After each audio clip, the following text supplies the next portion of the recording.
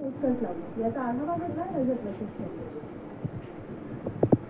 नागपूर जिल्ह्यात काँग्रेसच्या ज्या नेत्याला मास लीडर असं संबोधलं जातं ते सुनील केदार आज काँग्रेसच्या है तैयार हम या महारॅलीमध्ये उपस्थित राहू शकणार नाही, कारण त्यांना 22 तारखेला न्यायालयाने शिक्षा सुनावलेली आहे आणि सध्या ते पोलिसांच्या निगराणीमध्ये रुग्णालयात उपचार घेत आहेत।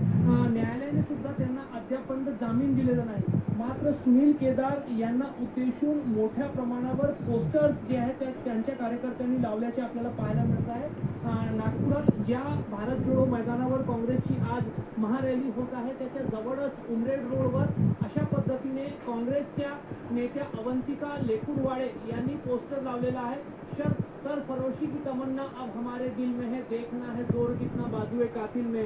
महारॅलीमध्ये सुनील केदार येऊ शकणार नाही, मात्र त्यांच्या कार्यकर्त्यांनी अशा पद्धतीने पोस्टरबाजी होर्डिंगबाजी करून सुनील केदार यांची या उमरेड रस्त्यावर ज्या ठिकाणी काँग्रेसची ही महारॅली भारत जोडो मैदानावर होणार आहे त्या ठिकाणी सुनील केदार यांच्या समर्थनार्थ पोस्टरबाजी करून सुनील केदार लवकरच परत येतील असे आशयाचे पोस्टर जे आहेत ते लावण्यात आलेले आहे। कॅमेरामॅन अतुल हिरडेसह रजत वशिष्ठ, एबीपी माझा, नागपूर। पुढची बाजू बघा। परकीय गुंतवणुकीमध्ये महाराष्ट्र पुन्हा एकदा अव्वल ठरलाय। खुद्द उपमुख्यमंत्री देवेंद्र फडणवीस यांनी या संदर्भात ट्विट करून माहिती दिली आहे। एप्रिल ते सप्टेंबर 2023 या कालावधीमध्ये एकूण 65,502 कोटींची परकीय गुंतवणूक महाराष्ट्रात आली।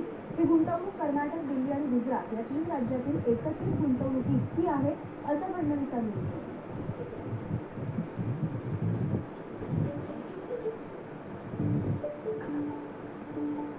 देवेंद्र फडणवीसांचं ट्विट नेमकं काय आहे ते आपण पाहू। आपल्या ट्विटमध्ये देवेंद्र फडणवीस असं लिहितात की